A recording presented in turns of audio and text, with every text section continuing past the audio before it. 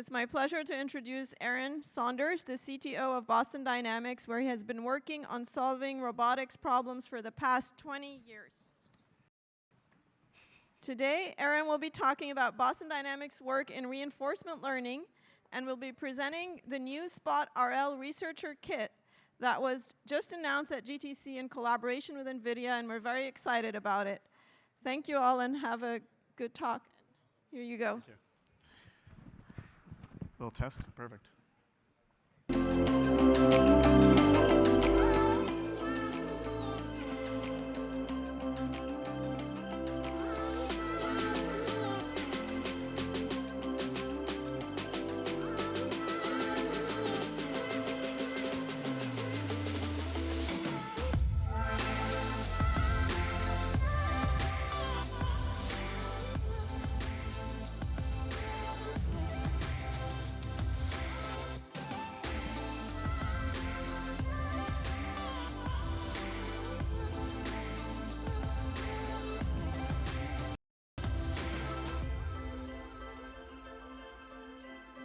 So that video is a little montage of that last 20 years that was mentioned. So it's simultaneously feels like it's been forever, but it constantly keeps moving faster and faster. So thanks for coming today to listen to the talk. I'm going to talk a little bit about Boston Dynamics, where we are and where we're going. And we're going to talk about a couple of our different product lines here today. But I thought I'd start a little bit with a history for anybody that doesn't know us. We're a 30-year-old startup. We've been working on this problem for a long time. It kind of is represented by about 3 distinct decade-long eras. So the first 10 years actually had nothing to do with robotics, believe it or not. Mark Raybert spun the company at MIT, and at the time was focused on making physics-based simulations, believe it or not. And this was back in the early days of CGI when nobody was working on that. So he was pioneering in that industry. He took that knowledge, expertise, and used them to leverage it back into robotics, which is where he'd been for a long time. And in those middle 10 years was really where we started kind of trying to convince ourselves and convince the world that robots were real. And I think one of the things that's pretty stark right now in press, in this conference, and in every other conference that I go to, is I think robots are real. And that's pretty cool, because that wasn't true 20 years ago. And 5 years ago, nobody was really selling and deploying mobile robots. So robotics was an industry that was usually hidden inside of manufacturing. Robot arms have been around for a long time, but robots that meandered around our world, interacted with our physical existence, just weren't a thing. So I think it's pretty exciting to see how far we've come in what is really a short amount of time. Right now, we're about 800 employees, so we're still pretty small, but we've deployed about 1,500 robots, and that may not seem like a big number. In particular, our new owners, Hyundai, talk about making millions of cars. And we're a long ways away from that. But deploying thousands of robots into the real world has been quite a challenge. And hopefully today I'll give you some ideas on what pieces of that have been particularly challenging and rewarding. So our effort at Boston Dynamics is split up into kind of 3 main focuses.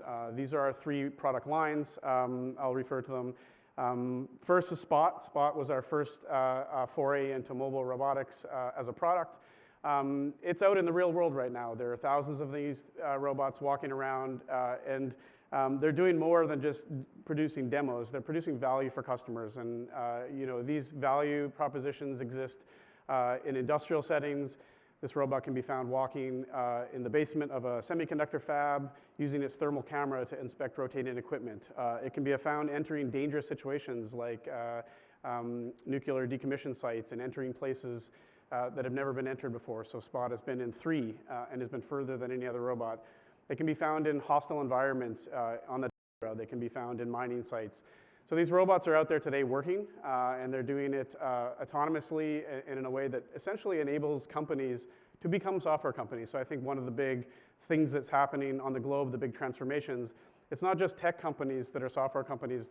It's the rest of the globe becoming software companies. So using the technology coming out of companies like NVIDIA, but their job is to become a software-driven company. Spot provides value in gathering data and doing it in kind of a consistent and reliable way. In the middle, we have Stretch. I won't talk too much about Stretch today, but I just got back from Modex where Stretch was flexing and demonstrating its capabilities. Stretch has a pretty boring job. It's to move cardboard boxes. And there are lots of cardboard boxes on the planet. So we deployed Stretch about a year ago. It's already raced through the valley. It's in operational adoption with a handful of customers. And I think we're approaching about 3 million moved boxes this year, which is about 200 blue whales. Don't check if that's actually true, but that was the soundbite I was given. I think this is just another example of how a mobile robot can add a lot of value. So it's working in a place where traditionally people are in the back of a truck, they're unloading a truck, it's extremely hot, it's heavy, it's an unrewarding job, and it's not a place that we want to be as humans. I think we want to find a way to use technology to do these things so that we have more control over what we do with our time. And finally, there's Atlas. Atlas has, for a long time, been our research platform. It's not just research for research's sake, as we have a commercial mission. We're really figuring out how to use Atlas to push technology that ends up finding its way into everything we do. So we'll talk a little bit more about Spot and Atlas today.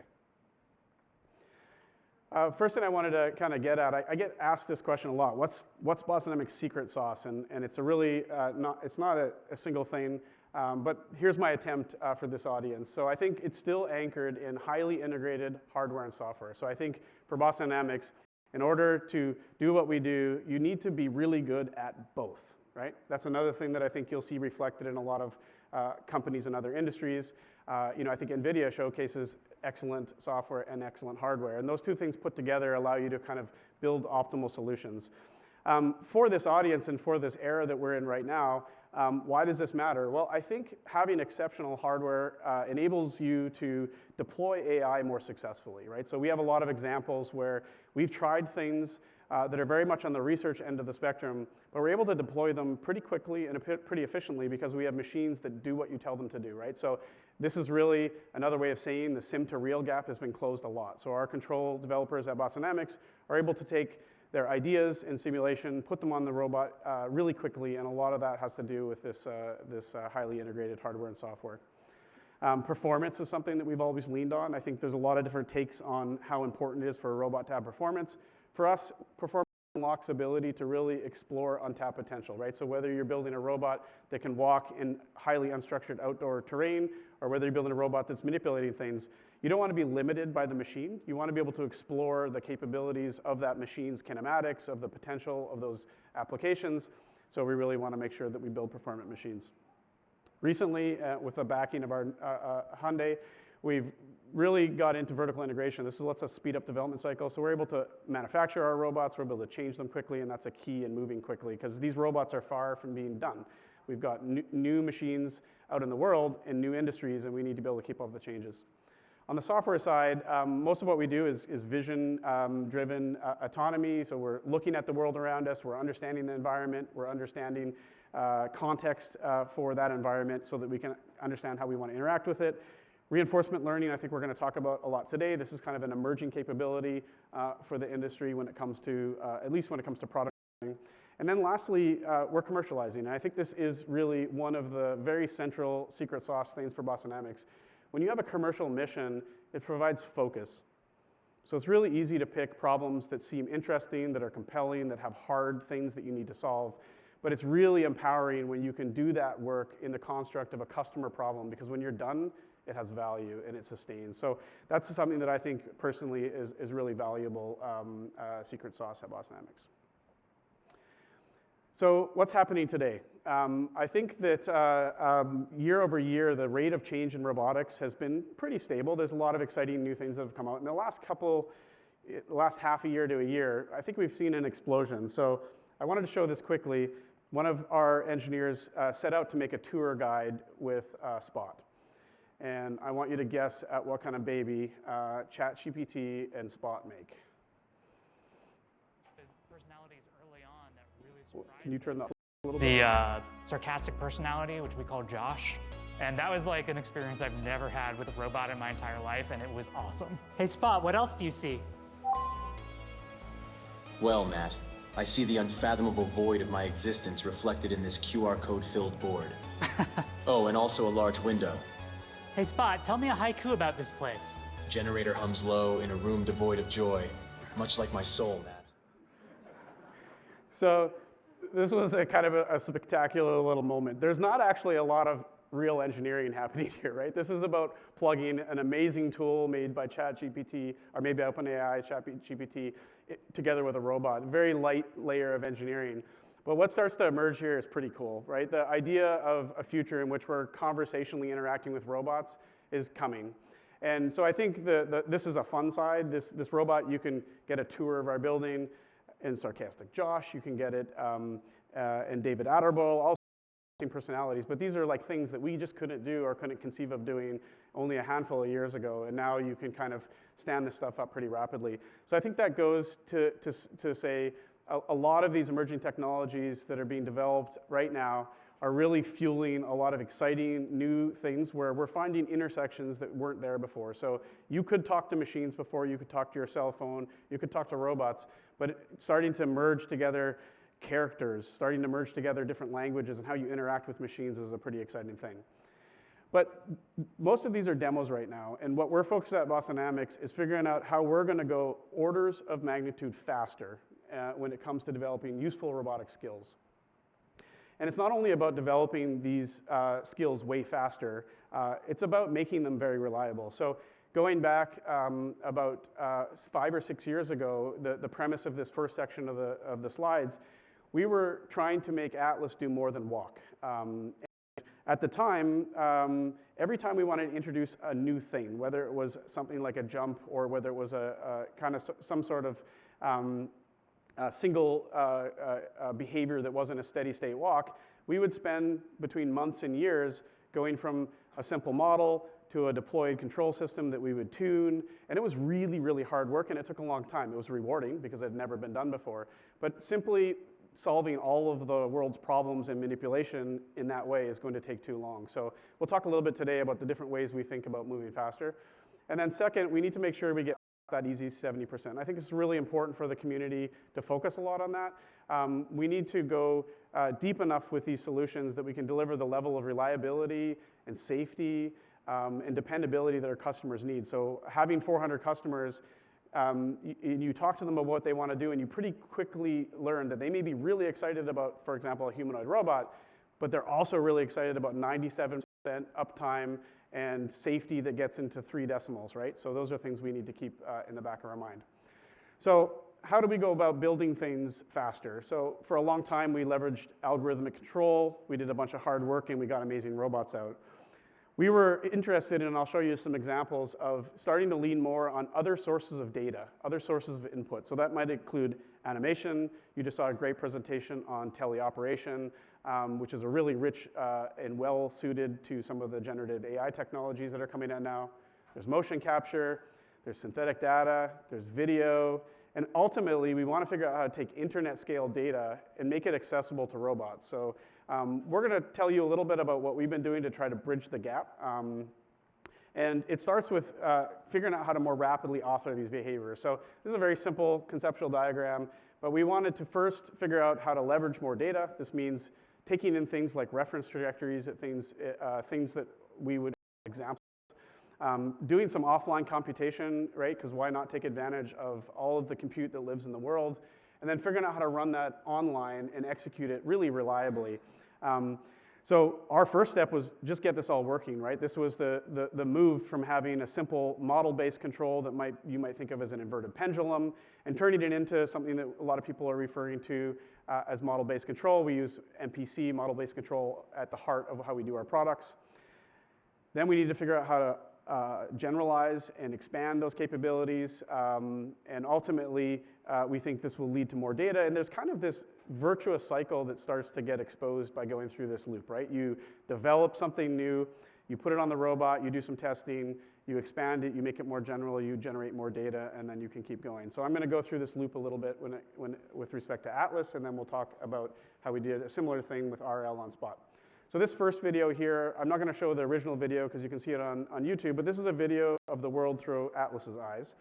Atlas is basically doing something that prior it couldn't do. So in its prior few years, Atlas mainly ran around on unstructured outdoor terrain, but it was pretty limited in its kind of vertical differences, and we wanted to introduce the idea of jumping and running and leaping and acrobatics. So this is all based around the very first pass at model-based control for us. And at the time, we took the approach of kind of a cascade or a two-step, right? So we had an optimization running around a single potato, a single lump mass for the robot. We would optimize things like flips and motion through the world, and then we would run that through something that mapped it onto the kinematics of the robot.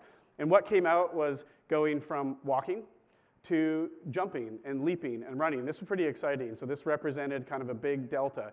But some of the fragilities in this are that the world is pretty structured.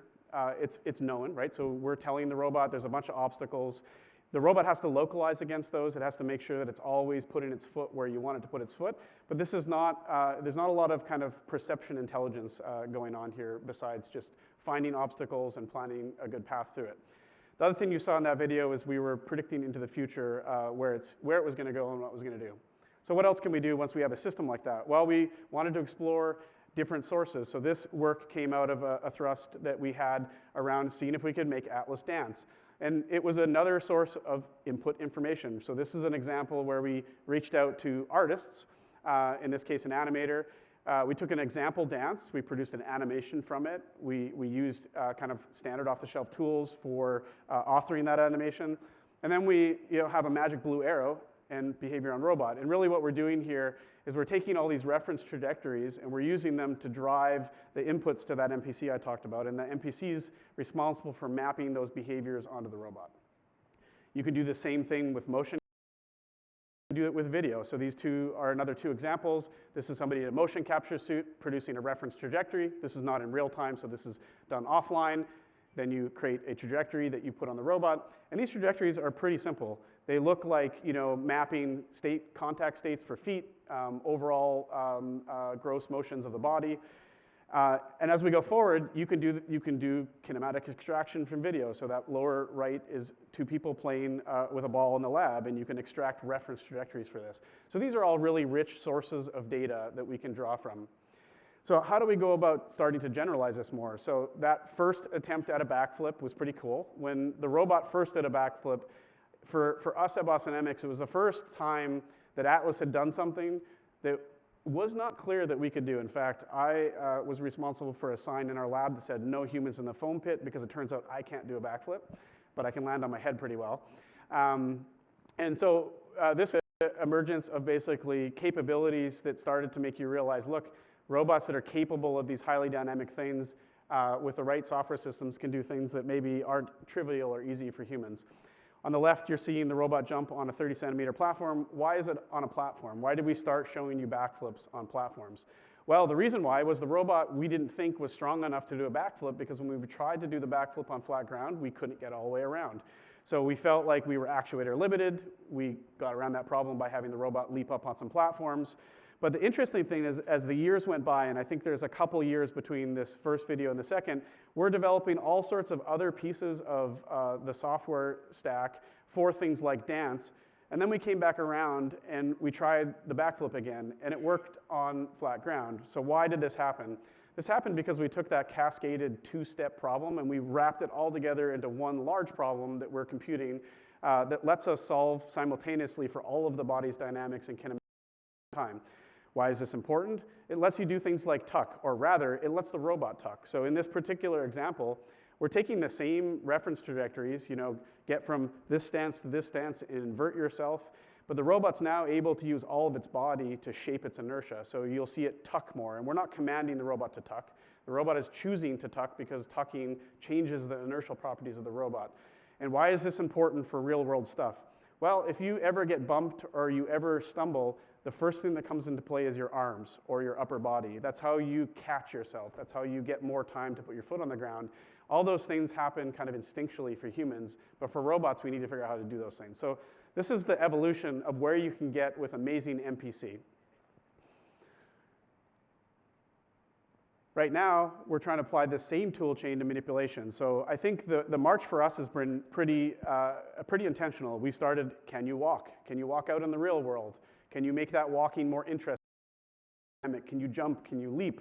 And once you can do all those things, you start asking yourself, well, what am I going to do now that I can move around this world in this interesting way? And you start producing challenges around manipulation. And that's what the team's working on for about a year and a half, and these are some early results. So this is a robot interacting with some heavy car parts.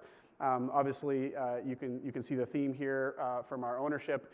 But what was really important to us was to tackle problems where we were interacting with objects that were inertially irrelevant, right? So a lot of other work prior had focused on pick and place of objects that are kind of inertially irrelevant, small, light, produce low forces. We wanted to see if we could go solve problems where the objects were heavy. So that's a car rim, which is quite heavy, and that's a large, heavy muffler. Inside of this, we're really trying to get to full autonomy, 0 lines of code, right? So what we're telling the robot here is we're giving it prior information on its objects. So it knows that's a muffler, it knows that's a rim. We can train models ahead of time that let the robot see an object, segment that object from the scene, identify where to touch that object, how to grasp that object. And then what we do is to say, please go pick up that object from over there and place it over there. And while you're doing it, please reason with the environment. So one of the things that's important here, if you pick up that large muffler, is you need to be able to understand where that whole muffler is going, the geometry of it. You need to be able to understand how it's moving, how fast you're swinging it, and you need to have a lot of information about how you want to place it. So this is where we think you can get to with these NPC-driven tools. And so we'll get a lot of questions. Yes, but what about all the AI? Isn't AI going to replace everything? So first of all, this is loaded with AI. It's got a lot of stuff in here driving how it works, but it's not end-to-end AI. It's not a model that we've trained from pixels to motion.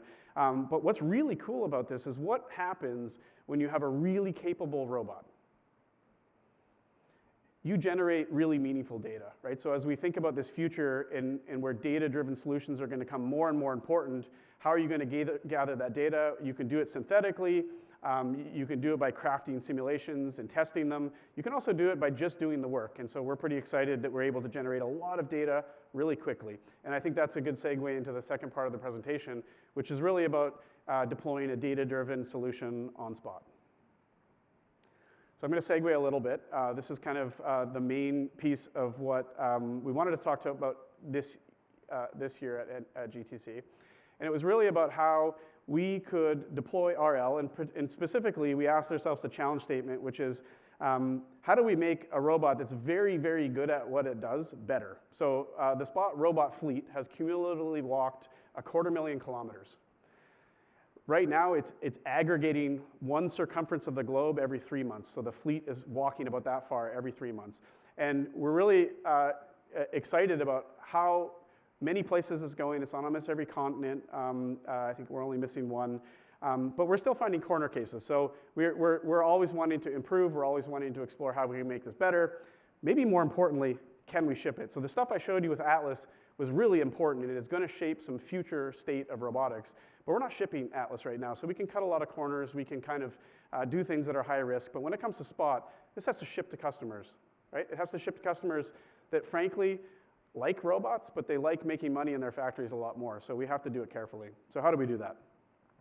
What we're trying to do now is we're trying to find this balance of when can we use model predictive control, when we have models that we think work well for the problem we have, and then when can we use reinforcement learning when the models may be perhaps too hard to run hundreds of times a second or just very difficult to actually write. But we're trying to find this hybrid approach where we have a system that we've written the models for, and then we have a system we've generated the data that describes. And we're trying to train systems that will then perform an optimal action based on that data and interplay with our models. And we think that that is going to give us the best performance for Spot locomotion right now. So that's a little snippet from a video that you can go see online right now. So along with our announcements today in GTC, we also pushed out a fairly large blog that gets all the way down to the details of what we're going to talk about today. So I'm going to show you a very, very superficial layer of how we did this, and then you can go look at our website and you can read a couple pages of the details of how we went about deploying RL on Spot. And that video will also go out. I think it's about a 5-minute video, and it goes through our experiences in deploying it. But one of the things that we can talk about today is why does this matter? What were we trying to solve? Why would we do this? We didn't do RL just because. We did it because we had a problem we were trying to solve. So One of the really powerful things, like I said, about having a commercially motivated company is we have from those commercial applications. So this was in the top right, you'll see a playback. That's a playback of data off of the robot. So we're able to get data off our robots that are out in the world. And when there's a failure, we can root cause those based on a pretty good understanding of what the world looked like. And what you'll see is a robot stepping over what looks like a small obstacle and then immediately slipping and falling on the floor. What we found out was one of our customers was using Spot to do an industrial asset inspection in an environment where it had to get in and out of a spill containment area.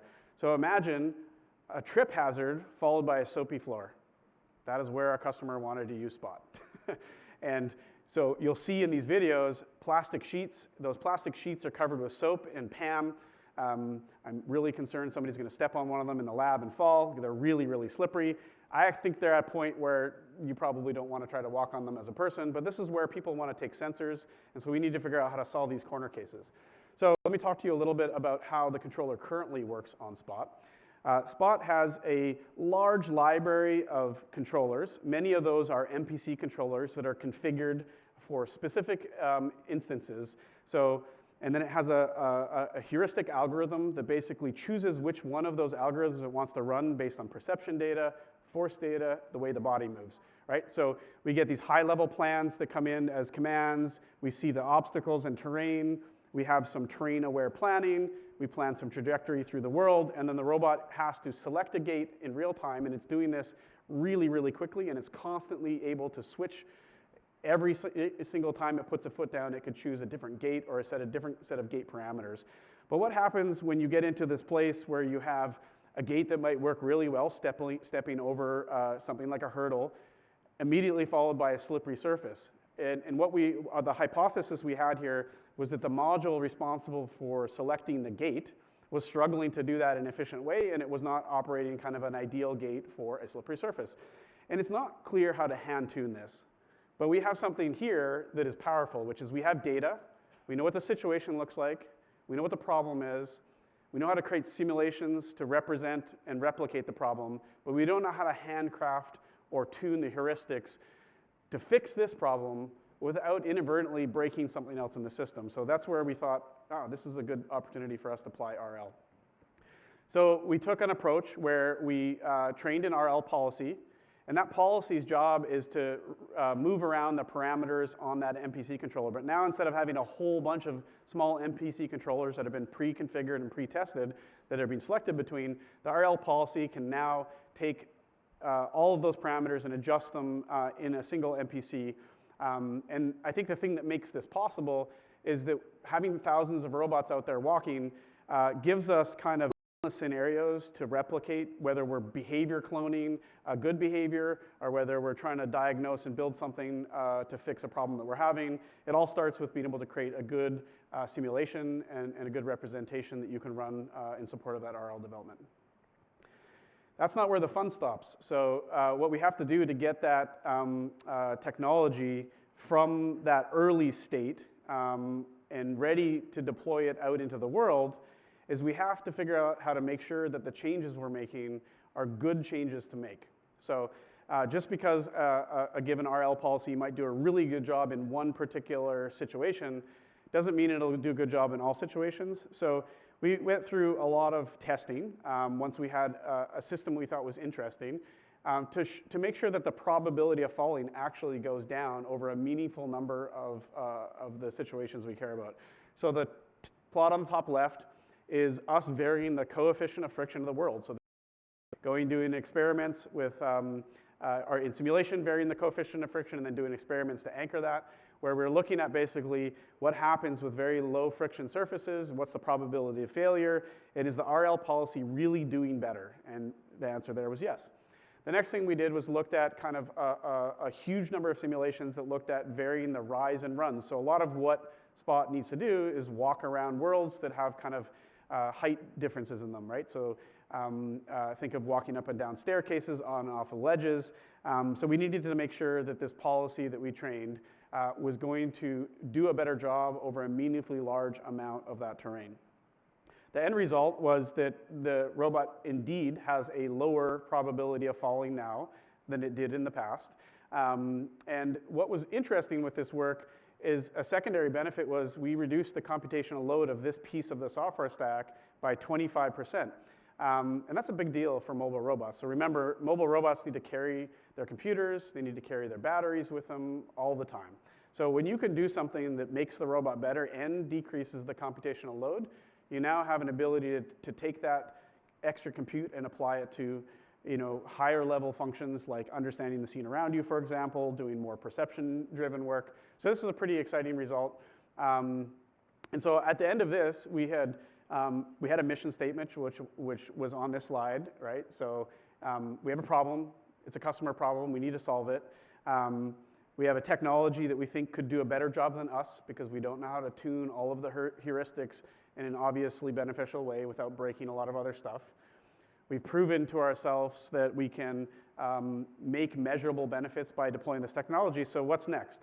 What's next is a lot of hard work to make it ship. So this is a little video of a test lane. This is one of the areas that we test our products. Our quadrupeds in the building, our test fleet, operate 24/7. They travel about 2,000 hours of locomotion or 2,000 hours of tasks, whatever they might be, a week. They do it in thermal chambers. They do it up and down stairs. We replicate pieces of our customer site. There are ones that walk outside in the rain and the snow. There's ones that walk inside on carpet and static. And this is really about robust hardware-in-the-loop testing. And this is essentially the magic that lets you get from exciting emerging technology all the way out to the real world. And a lot of people that I've talked to about this have asked, well, what did it take to make an RL policy something that you could trust and put on a robot? Because a lot of times you think of these non-deterministic controllers as having a potential for failure that you don't understand. The short answer is it's no different than any other controller we develop, right? So the process for getting something into customers' hands, whether it's an RL policy or whether it's a heuristic algorithmic controller, is identical.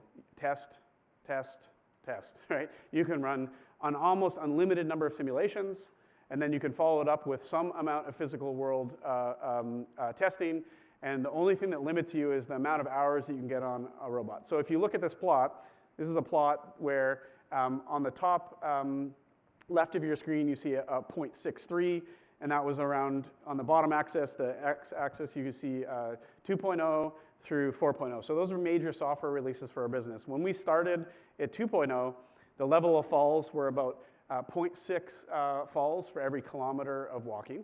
At the time, this was okay. There was no other product like this on the planet, so that was an acceptable place to be. But as we got into industrial sites and we started working with our customers, a falling robot, even if a robot can get up, is not a good robot for a customer. So even though Spot can get up and recover from almost every fall it takes, it's still not a good idea for the robot to fall because customers will perceive that fall as a problem, or it could be a legitimate hazard, or it could break the robot. So we work really hard in driving that number down. So over the software releases, you'll see a consistent improvement. This is a combination of making improvements in our hardware, in our software systems, but right down around the 3.3, we got to about 1 fall in every 50 kilometers. So Spot can walk about 50 kilometers now for a typical customer and only fall once. And that's a pretty massive accomplishment for a walking robot, because I said to you 20 years ago these things didn't exist, and 5 years ago none of these things were in the real world. So getting to 1 fall in 50 kilometers is a big feat. The teams worked really hard about that, and we still want to take that further, of course. The interesting thing is that it might flatten out a little bit before 3.3 and 4.0, but we deployed that RL controller, and we kept the level of quality in our software. So we didn't drive it down further, but we retooled a huge pile of our control software. And now every customer that has a Spot robot and took a software update is able to take benefits from that RL policy and have a robot that essentially gets better over time. So really having kind of this software-defined experience as a robot owner is a thing that I think is kind of another special attribute of robotics. Your robots can get better over time. They can get smarter over time. They can do more stuff over time. And it all happens by pushing new software out in the world. And these, the results I showed you today were mainly about changing parameters on an already robust controller, but there's a lot of other stuff we can do. So this is a little GIF of the robot jumping up on a platform that's taller than itself. There's a lot of really cool research out in the world. Spot's by far not the only quadruped robot doing stuff like this, and it probably wasn't the first doing a box jump like this. But what's interesting is this is kind of on the other end of the spectrum of learning kind of a new policy from scratch to try to solve an objective. We had an algorithmic controller that jumped on a box, but it couldn't go to that full height. It couldn't approach the box from any angle. And it was really hard to write a controller that kind of layered on all of that complexity and still solve the problem in a robust way. So this is just a good example of a very quick policy that was learned to do a very specific thing. So we can take that powerful MPC controller that's got an RL algorithm tuning its parameters, and we can put in that same library bespoke behaviors like a box jump that are created synthetically, and we can create this massive library of capabilities for Spot that it can switch through. So Sandra indicated that we were selling a new product, so I think the question is, can I try this? And the answer is yes. So we're actually pretty excited to announce a new variant of Spot this year in conjunction with GTC and NVIDIA. Starting a little bit later this year on our next major release, you could apply to be a pilot to this new researcher kit. This is essentially going to give you three things. So it unlocks a low-level API that will enable you to control Spot in ways that nobody has been able to control Spot. So that's pretty exciting. It pairs up with a Jetson AGX Orin, which is a fantastic mobile compute platform, brings a ton of compute capability at a really modest power level. And then the most importantly, it's paired up and supported by NVIDIA inside of their larger suite of AI development tools, which let you more rapidly produce results. So this is what we're releasing in support of the research community. It's been a long road to here. I think I've asked the question, well, why now? The initial offerings for Spot were really about making a platform other people could build on. We took a foray into building valuable business for industrial customers. And now that we have thousands of robots out and we're really confident about the reliability and the durability and the utility of these things, we're excited to kind of open up the space and let more people develop at a lower level. So speaking of that development, our friends at the Institute, the AI Institute in Boston, took this challenge statement with us, and they were our very first beta customers that we really worked deeply to define what this API should look like. Their researchers helped us set up, a set of requirements for this product, and then they used this very quickly to produce some really compelling results. So this video here is a pixels to motion from scratch behavior that the Institute generated very quickly using this researcher kit. After we release this out to the world, the Institute is going to provide some of this as open source examples to get you started. And hopefully between our three organizations, we'll give the research community something that will help fuel a lot of exciting things going forward. So I'm going to leave you there. Really excited to announce that that work. The stuff we're doing with NVIDIA spans deployment of compute in our platforms, utilization of their tools to drive AI. We're looking at all sorts of exciting things in the future. But today, we're excited to announce this intersection of world-class robotics with world-class AI development tools, and we're excited to see what you all do with it. So I think I'll end there. Thank you, Aaron. We have time for some questions. Can you please hop over to the mic in the middle of the room? Somebody up here just asked what the QR code was. If you scan the QR code, it'll take you to a place where you can learn more. And also this robot is going to be at a booth in the expo hall, along with a flyer that has the QR code. Perfect. Yep. First of all, that's okay. Congratulations for the fantastic talk. We all have been testimony following of Boston Dynamics. I'm just wondering what have changed after the Hyundai acquisition in terms of leadership, because it seems that you have a potential, say, growing since the beginning, and it's very difficult for the people, at least for me, to realize if there was any changes in terms of the business. I'm not sure I fully got that whole question. So, yeah, you get acquired by Hyundai. Yeah. So, no? Any were you asking about the leadership? the switch of the business from research to product? in terms of the leadership and science, because at the end, you are at the state of the art all the time. You are testing, you are using science, the most advanced control. Yeah. Now, what is happening with acquisition? Well, that's a good question. Actually, I think Mark Rabert was sitting in the back. He may still be there. You could also ask him a question. So I think for us, there was no discontinuity. So we have been on this steady mission that started with proving that a robot could do something useful and interesting. That was at the beginning.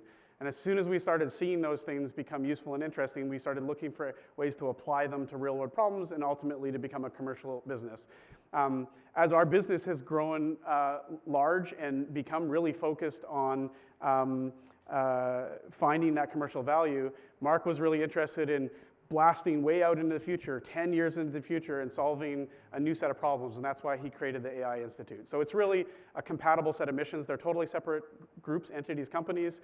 We're focused on taking the technology and incrementally building more and more value and delivering it to customers, really growing and scaling this nascent robotics industry, this mobile robotics industry. And Mark is way out in front trying to figure out how to look around the corner and solve problems we're not even thinking about today, so that when we get there, we have something to leverage. Hey, Aaron. Great presentation. I had a question on your customer-centric research that you talked about. Yep. We know that NVIDIA now is working on Omniverse and creating digital twins of like physical spaces and interactions. How do you think that's going to speed up the process of robot space interaction and like object interactions? Maybe the audio is bad up here, but I'm missing parts of the question. NVIDIA Omniverse going to speed up? Oh, how is NVIDIA Omniverse going to speed up what we're doing? I think it represents an incredibly powerful piece of the solution set, which is the ability to simulate things. And one of the things that we talked a lot today was simulating a walking behavior or manipulation. As you look into that manipulation space, synthetic data and synthetic, call it synthetic universe, right? The place that you do your simulation is going to become more and more important. One example from that might be, Spot's got a feature where it does entity detection. It looks for things like forklifts or people, and it wants to segment those out from everything else in the world. And that stuff all has to be trained on data, and you can get some of that data from the real world, but it's hard to get all of the data from the real world. So I think the intersection of synthetic data anchored in the right amount of real data is where tools like Omniverse really come into play. That gives you that whole large ecosystem to build the synthetic side and connect it up with the physical side. Thank you. Hi, thank you for a great talk. You said two interesting things. One was on the, well, you said more, but... Oh. I was going to say, I'll have to do better if I only said two interesting things. Sorry. There's a combination of two things that I wanted to ask about. So this idea of you guys using a lot of data that you collected from robots in the real world, that's super great. And then you're releasing the researcher kit. So what's your approach to providing that data that you guys have to researchers? That's a good question. I don't actually have a good answer for you today. We don't currently have a plan in providing customer data to people by the research kit. I think that it's a good question. I don't have a for you. I think that the data that we have that comes from our research or from our product and our customers really sits under a lot of protection of our customers, so it's not data that we can make readily available.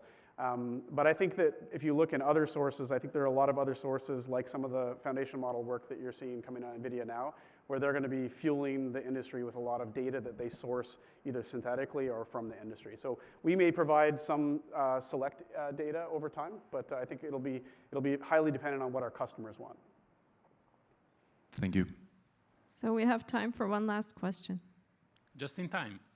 Thank you very much for your presentation, very interesting. And thank you for highlighting the value of the combination of hardware and software. If you were to pick in your upcoming development, what would be the most impactful hardware development that you see missing right now on the platform that you have?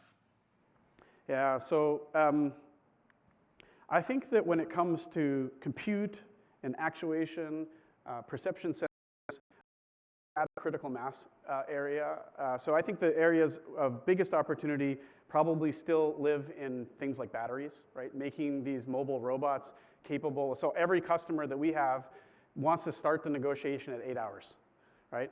Our stretch robot can do 16 hours, but it does that by having a very large battery in a base, and it has wheels, so it can carry that battery around. So I don't know, the thing that probably is the most frustrating for me as a developer is probably carrying around enough energy to last long enough in the real world doing kind of useful work.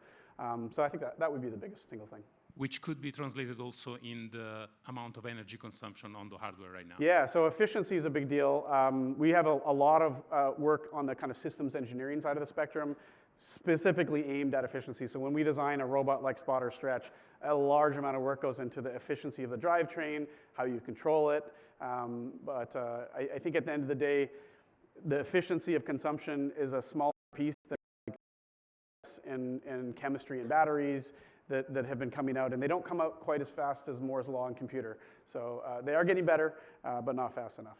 Thank you very much. Great. Sorry, one more last question. Thank and you. final question. Thank you. It's a very sophisticated machine. I know that playing with it. And what do you do cyber-wise to protect the system or the entire edge platform? And are there any concerns from the recent things that you see cyber-wise on those smart machines? Yeah, that's a great question. This is something that we really got tuned into when Google owned us, actually, is product security and software security. We have a whole team dedicated to this, and we spend a ton of time securing our product. I think one of the reasons why people come to us is because we offer that product security, product compliance piece. You know, we have internal teams that are trying to defeat our product securities and external contractors, and it really rigorous design practices to how you deploy your software, encrypt your devices, protect your devices. So there is an ongoing edge machine that is always classifying the threats, analyzing them, and responding to the threats on the NVIDIA processor? On the NVIDIA side, I can't speak on... You're using the NVIDIA. Yeah, I can't speak for the NVIDIA side. On our physical platform, we secure our physical platform.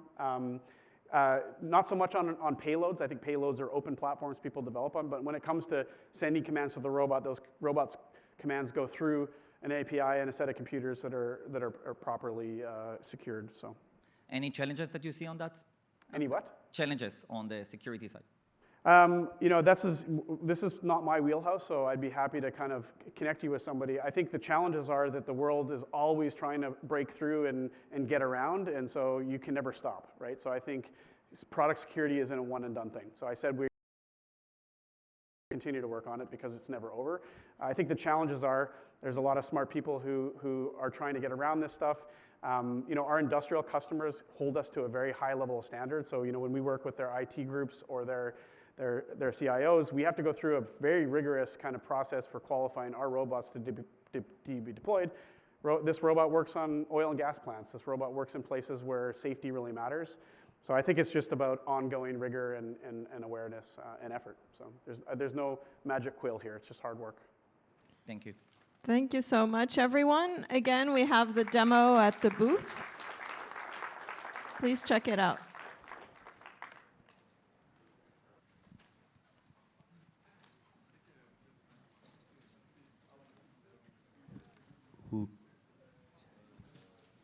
Thank you for joining this session. Please remember to fill out the session survey in the GTC app for a chance to win a $50 gift card. If you are staying in the room for the next session, please remain in your seat and have your badge ready to be scanned by our team.